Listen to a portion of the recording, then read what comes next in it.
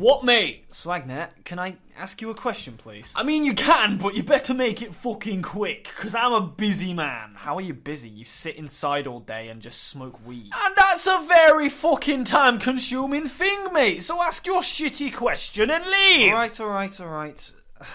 Basically, am I good enough? What do you mean, mate? I mean, if you're asking if I think that you're attractive, then, I mean, I can't say no, but I don't swing that way, fam. I'm sorry. No. I mean, am I a good coach? I don't fucking know. I mean, like, am I a good fucking coach? No, I'm a fucking shit coach because I just stay inside all day and smoke weed. But at the end of the day, you come out every time and give your all into every battle. And that cannot be fucking looked down on, mate. Because I know that you're a good coach. And I know that you're going to get out of this rut and you're going to finish this season strong. So get out there and put a good performance in. You know what? You're right. Thanks, Swagnet. This is just what I need. Anytime, bruv. Just, you know, don't do it on the weekends, because that's when I have my lady friend over. By the way, what's that box on your desk? You don't get to ask me about that. Okay. Well, see you later, yeah? Fuck off.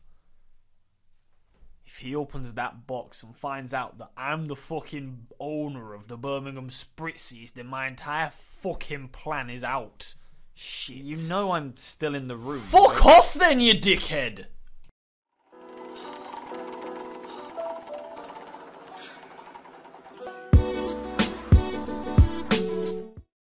How is it going, guys? And welcome to week 2 of the Pokemon Premier League Division 2. And yeah, this week we're up against RhyQuinn and his Nidoqueens Park Rangers, and it's a very awkward matchup for me. Yeah, very, very good friend Rhy. Every time we play, there's always some kind of interesting circumstances.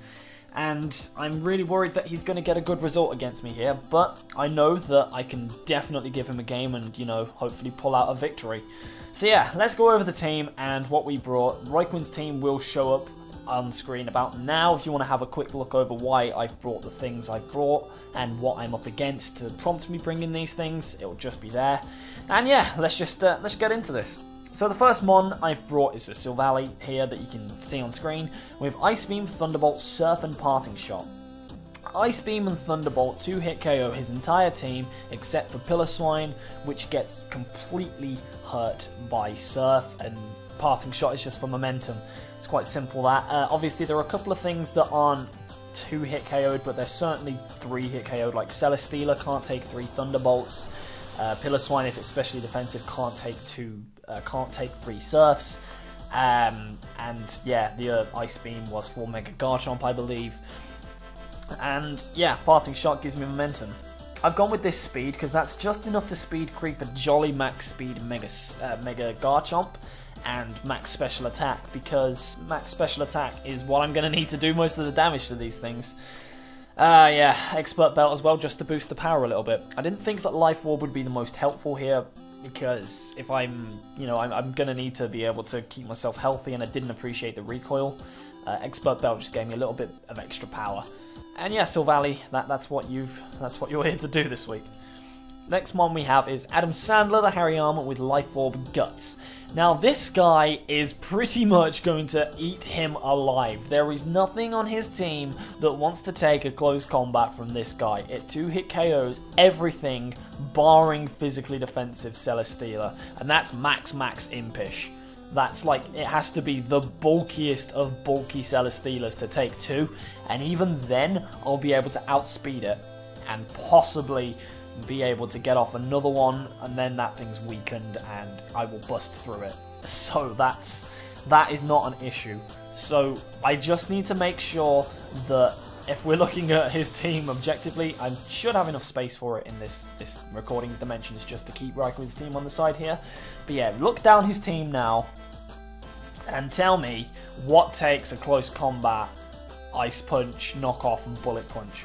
Tell me what takes the combination of these moves, because there isn't anything. Nothing takes it.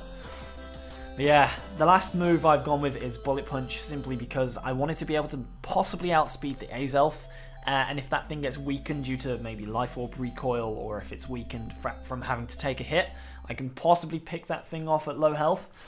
Ice Punch for Mega Garchomp, Knock Off because it's always a good move to have, and it hits Alolan Marowak pretty hard. And I outspeed Alolan Marowak as well, which is lovely.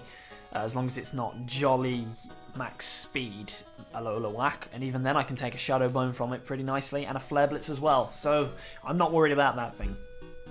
Yeah, I need to keep Hariyama alive and use the Parting Shot and the U-turn from this guy to be able to keep it safe and keep getting in effectively. The good thing about Scizor, Mega Scizor in this matchup, which is the third mon, Kha'Zix the Mega Scizor, the good thing about Mega Scizor here is that I can get some slow U-turns off, specifically on things like Piloswine, because I shouldn't be underspeeding it, but I can get some slow U-turns off against his like more offensive threats that have to come in to deal with it. Like if he decides to speed creep me with Celesteela, I can hopefully take a Flamethrower and then just get out with a U-turn, and then Bullet Punch just makes up the speed difference. I didn't want him getting rocks up against me because that would have been really awkward, so I went with Defog over Swords Dance this week and Roost just because I would like to keep this thing healthy in order to deal with any variant of Piloswine / Mega Garchomp that wants to, you know, hit me. I also gave it Impish Max Defense because Barbaracle at +2 can't one-shot me, I think, with a Stone Edge. It 2-hit KOs me, allowing me to take one, U-turn out, and then go into whatever I need to try and, you know, get that thing down low. I opted not to go for Superpower. I knew that I wanted this thing to try and hurt Barbaracle, but I opted not for Superpower simply because I thought that I needed these 4 moves more than the utility Superpower would give me. I needed the Bullet Punch because it's incredible to be able to, you know, pick off Azelf, whatever you want to call it, and a lot of his other faster threats, like Barbaracle at +2. I needed U-turn because momentum is so important. Defog could possibly have gone, but I didn't want the possibility of, you know, rocks being on the field the entire game. Like, I thought that it was very important. And Roost because I needed to take repeated hits from things like Piloswine throughout the match. And possibly offensive, like physically offensive Licky if it has Fire Punch. I might need to Roost up a hit from that. And yeah, I thought that it was going to be very important for me to keep this thing around, even Mega Garchomp, so yeah, Kha'Zix is going to be slow U-turning on things and getting into my more offensive threats, like the Hariyama, Silvally, and like my last 2 mons, which you can see there. But the next mon we have is more of a hard counter to Barbaracle. But yeah, this guy had 4 move slot syndrome as well, because I really wanted Scold, and I really wanted Hidden Power Grass, but I needed these moves more. Mega Garchomp sets up on me with Substitute if I don't have Ice Beam, and Alolan Marowak can kind of hurt me a lot if I don't run Knock Off. I wanted to run Scald to hurt that because that could also burn things, but Knock Off just neuters Alolan Marowak a lot more, meaning that that thing can't 1v1 me because I have the Wish. And Toxic just did more utility for me. Toxic had the potential to be both a Hidden Power Grass and a Scald for, you know, his offensive threats, because I could Toxic stall things. And with the Wish Regenerator, I thought it was very important to... I really would have wanted Hidden Power Grass on this. I really wanted HP Grass, but I couldn't afford to give up any of these 3 moves. I needed a way to stop Mega Garchomp from doing Swords Dance things. I needed Knock Off to stop Alolan and Azelf and, you know, things like that from doing nasty, horrible things against me.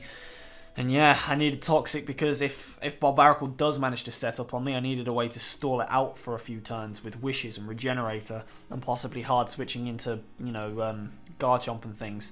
Sub-Smash Barbaracle is going to win him this game if he brings it. If he can get Sub-Smash Barbaracle in on this, it wins him the game. But I'm going to take the risk and say that he's not, because he's going to need 4 coverage moves to hit my entire team, because of the things that I have.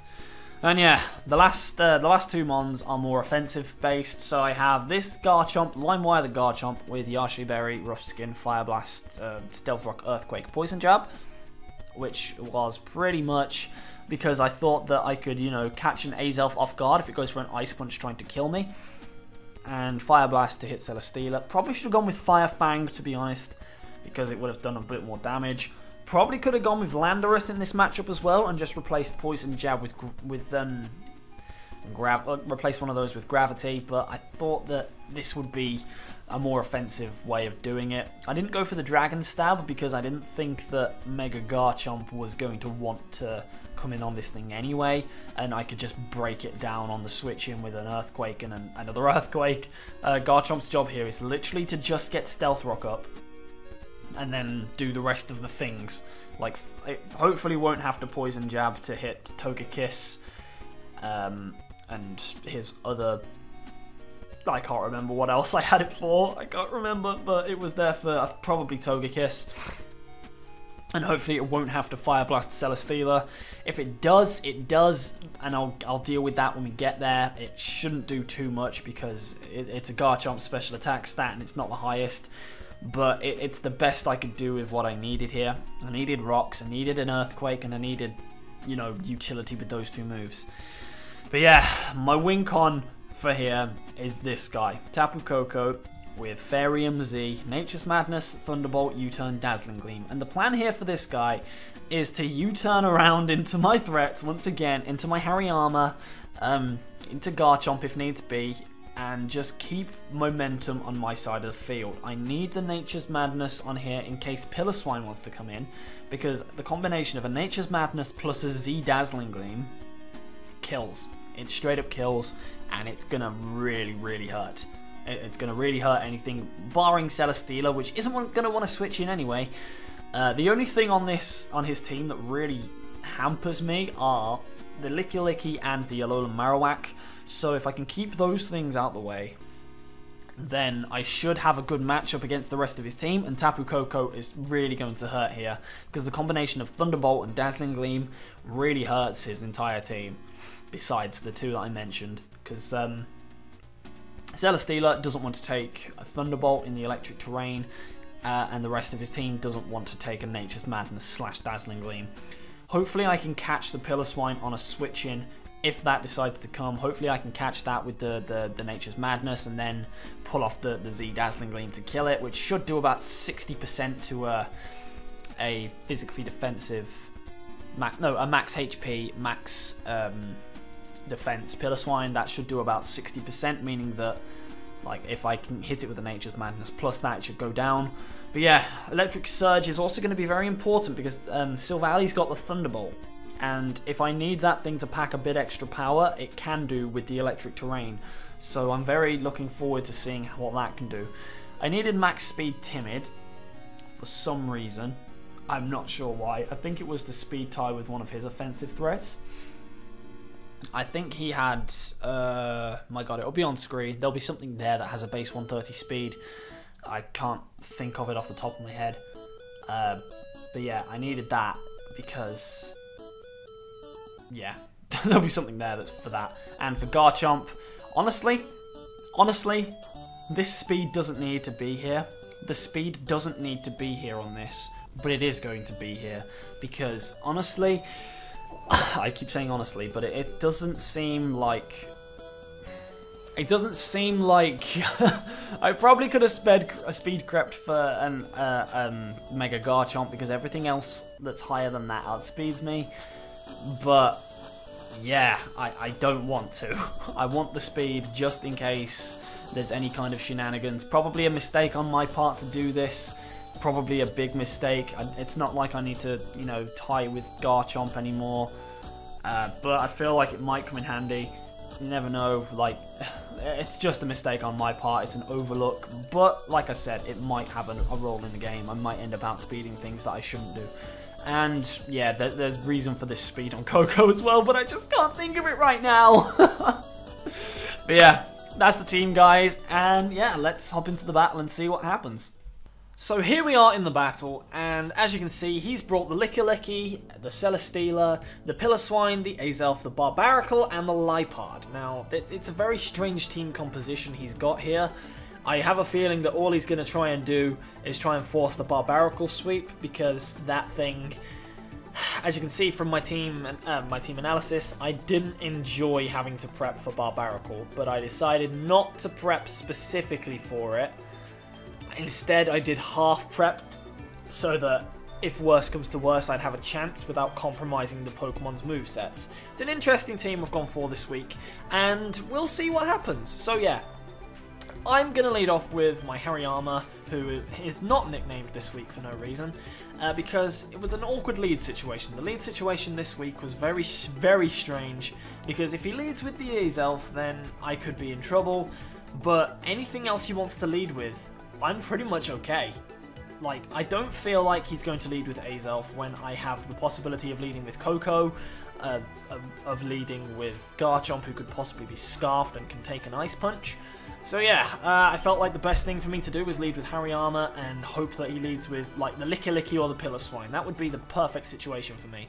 So yeah, let's see what happens.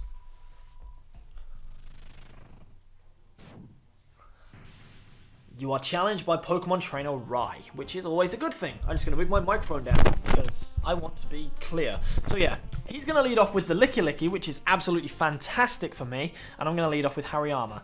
And as you can see, that's exactly the matchup that I was hoping for. Absolutely the matchup I was hoping for. So yeah, I'm going to stay in close combat here because he either has to switch out or stays in and dies. And nothing on his team wants to take a close combat from this range. So yeah, we're going to stay in and do that. But unfortunately for me, Rhy's got a little trick up his sleeve. And I go for the close combat. He reveals a Chople Berry as he stays in. And that does just over half. And suddenly my heart sank at this point. Because I saw the next words, which were, the opposing Sapvium went for counter. And Hariyama, my biggest threat to his team, has died turn 2. And that is annoying as hell because my Hariyama ate his team alive. And props to Rhy, he set a trap for it and he managed to deal with it. But it's still frustrating when the one thing I really needed to do the main damage to his team goes down turn 1. But we've got to play around it. It's frustrating, but we've got to play around it. So, yeah. I'm going to go into Coco because it's pretty much the only thing on my team left that can one-shot it from here, from this range. I'm going to get up my electric terrain, which I'm pretty sure is going to be very important in this match because of thunder coverage on Silvally. And he's going to switch out scared of this and go into his Piloswine. Now, I wanted to go for the Nature's Madness there, but I didn't, and I got cold feet and went for Thunderbolt, so he's predicted that correctly. Yeah, so I'm going to switch out here instead of going for a U-turn. I don't know, I would think I was a little scared at that point of, you know, I don't know, maybe Rocky Helmet damage or something. But yeah. He's then going to Earthquake me, and as you can see, I'm going to eat this up. Jeff is going to just take that hit for days and doesn't give a crap about it. So yeah, this gives me free opportunity to go straight for a knockoff. As he's going to switch out, I thought he would take his opportunity there to set up the rocks, but no, he's going to switch out into Celesteela, and that thing's going to lose whatever item it's got. That'll be leftovers, I believe. Yep, it's going to lose its leftovers, and that's going to mean that this thing can't recover as well. It can't be as fat as it wants to be in this game, which is fantastic for me. But yeah, I'm worried about an Energy Ball or an Air Slash or a Leech Seed here, so I'm going to switch out into my only thing I have to really take a hit from it, which is Wallace the Silvally, and it goes for a Leech Seed. So, yep, it's a bulky, stally one, and it's annoying as hell, but what can you do? But yeah, Leech Seed is a thing, and it's going to pretty much recover all that health back, and yeah, it's just frustrating because he could just play the stall game around me. I have to make some pretty good plays. I had a feeling he wasn't going to want to stay in there, so I decided to go for a Surf on the switch. Oh, no, I didn't. I went for a Thunderbolt here. That's a bit later. I go for the Thunderbolt, and under electric terrain, that does a hell of a lot of damage. But this thing doesn't have leftovers. It's going to get the Leech Seed recovery, which is pretty nice. But I'm pretty sure at this point, another Thunderbolt has a chance to kill, even without the electric terrain up. But yeah, I'm going to predict him to want to sack this, to keep this for death fodder, and a Surf would kill it from there anyway, so I go for Surf this turn on the Piloswine switch in, and get a nice chunk of damage off. The Expert Belt boosted Surf doing absolute pittance. That's not anywhere near as much as I needed it to be. But that does reveal that it's a specially defensive Piloswine, which kind of rung some alarm bells for me. I was worried at this point. So yeah, I decided to show him I'm not Scarfed, and I go for another Parting Shot, switch out, and yeah, lower this thing's attack, meaning that whatever comes in can take an Earthquake a little bit better. Gives me a bit of initiative, and I go into Kha'Zix the Mega Sizzle, because, yeah, I can get my Mega up and I can switch in on the base form without taking as much damage as I need to do. the -1 attack really helps me in that regard. So yeah, I take the Earthquake, it does around 31 damage, which is pretty nice because I'm physically defensive.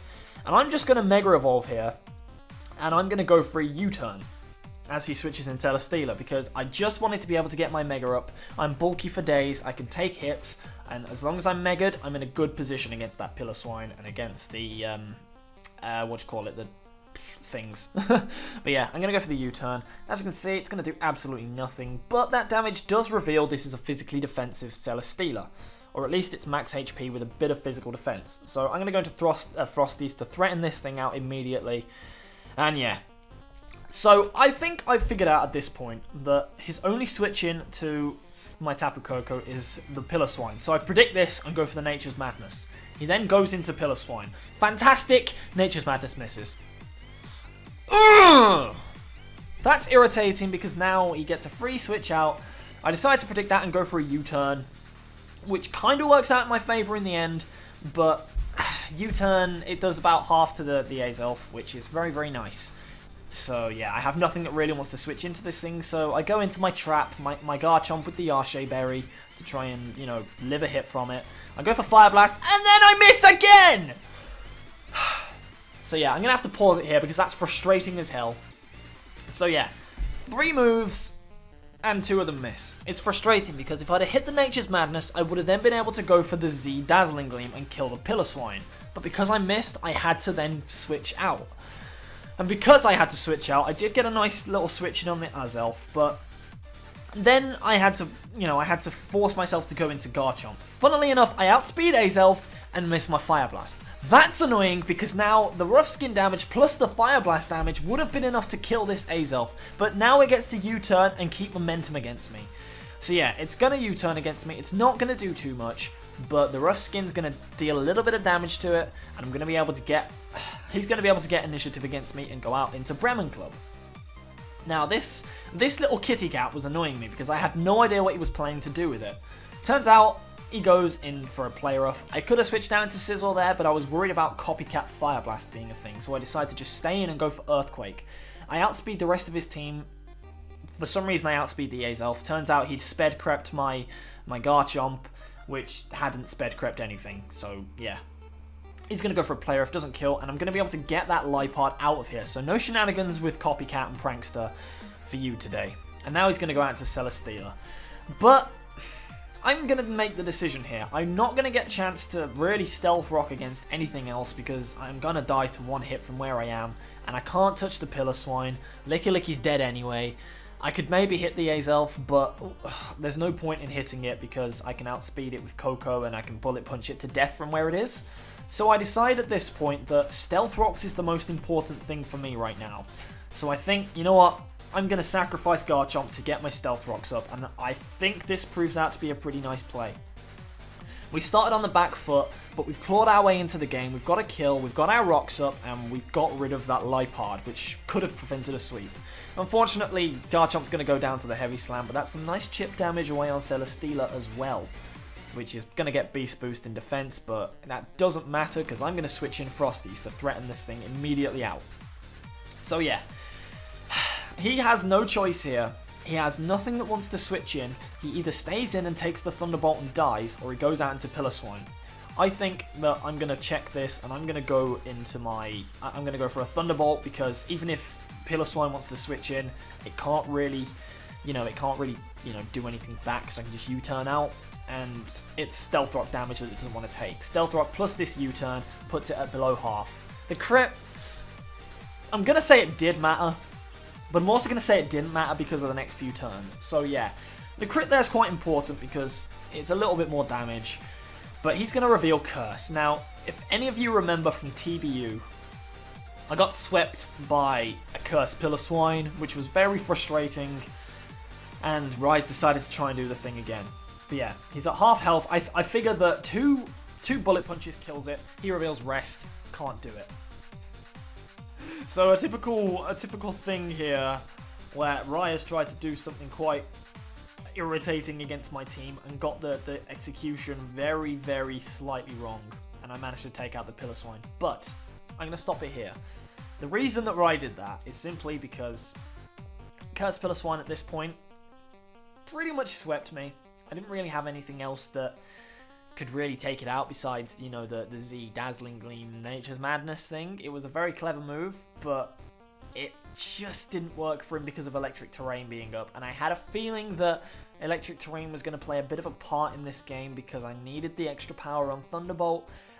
It just happened that the other thing didn't happen, whereas he can't get put to sleep, which has pretty much halted a Cursed Pillar Swine sweep. But it doesn't matter in the slightest because it's going to go down, and it was a silly decision from him to try and do that at that point where he could have just gone for an Earthquake and got some damage off on me. But hey ho, you never know. That's just the game. Sometimes things slip your mind, and yeah. But with that Pillar Swine gone, he's going to have to go into Celesteela.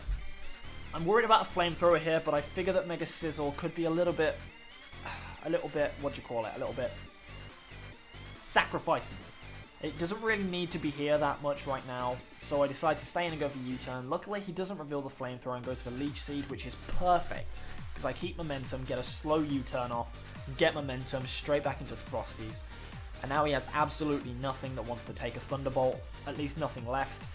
But the Electric Terrain disappears, so I decide I want to get that Electric Terrain in, so I go for a U-turn as he switches in the Sativum, the Licky, and I'm going to kill this thing with U-turn, which is brilliant, because now next time I switch in, I get the kill anyway, and I get to set up my Electric Terrain next time I'm in. So yeah, it all worked out that way, and Tapu Koko gets its first kill for the season, so that's pretty nice. And I decide to go out into Silvally because I have a super effective move for everything left, and this is where he reveals the Barbaracle, so I'm worried here, because it's going to take the Stealth Rock damage, which is pretty nice, and now we're left in a situation where I don't know if I can kill this thing. If he's running some special defense investment or a Wakanberry, which he could possibly, I won't kill it. But if he's just full attack, full, like as much speed as he needs, I have a chance to kill it because of the Expert Belt. So I have to kill it from this, otherwise I lose Silvally. I won't lose because I'll still have Mega Sizzle around who can Bullet Punch it from low health.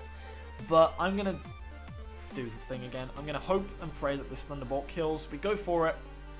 Hopefully the Expert Belt is enough to get us the kill. It is. And that's brilliant because now Silvally gets its second kill in 2 games with a super effective move, and it's brilliant. So yeah, I don't have any switch-ins to this thing because it can carry Flamethrower and Fire Blast, so I decide if it goes for Fire Blast, I can live it. If it goes for Psychic, I can just sweep up with Tapu Koko. He goes for Psychic, kills my Silvally, which is very frustrating, but you know what? The game's won from this point. I just have to go into my Tapu Koko, and then the Electric Terrain comes back up and I kill everything that's left. So that is going to be a 3-0 victory for Birmingham Spritzee in week 2. So we're going to go for Thunderbolt. Probably could have gone for the Z Twinkle Tackle there. I could have gone for the Twinkle Tackle, but I didn't want to risk him switching into Celesteela or something silly. But yeah, I should have done it. There was absolutely no backside to that, but Tapu Koko is going to kill the Azelf, and it's also going to kill this Celesteela from half health, which is brilliant. And I'm so relieved to have picked up the win this week because my team against Rhy was really quite underwhelming, I thought. I thought he had a fantastic matchup against us. He played very well for what he brought. He prepped very well against me. He got that Licky. He got that first kill on Hariyama, which took my biggest offensive threat to him out of the game turn 1. Very, very good prep from him. There was a bit of a misplay with the Pillar Swine, but he got 2 out of 3 switch-ins with Pillar Swine into Koko correct. I could have then gone for a Nature's Madness on it. It would have meant that I could have killed it next turn with a Z Dazzling Gleam, but he played well for what he did. Some plays were questionable, like going for Leech Seed on my Sizzle rather than Flamethrower because he had speed crept me. And maybe going for the play rough on Garchomp, but until I see his video, I'm not sure. Like, I'm pretty sure it'll just be he'll have a reason for it. Basically, I'm sure that he'll have a reason for it. It'll probably be that he just wanted to get damage off on me, which is completely understandable. But yeah, that's the game. That's a 3-0 win for Birmingham Spritzee, and that puts us at 1-1 with a 0 differential. We've just wiped out our loss from last week, which we shouldn't have lost. But yeah. 2 games, 2 very good performances. Swagnet's going to be pleased next week. So yeah, next week we play Amazing Chi and his New Crustle United. A very tough team. He's had a very good start to the season. If you want to go and check him out, links will be down in the description, along with RhyQuinn, who you definitely need to check out because his videos are incredible.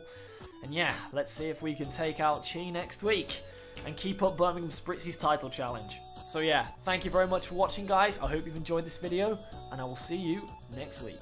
Take care, guys. Bye-bye.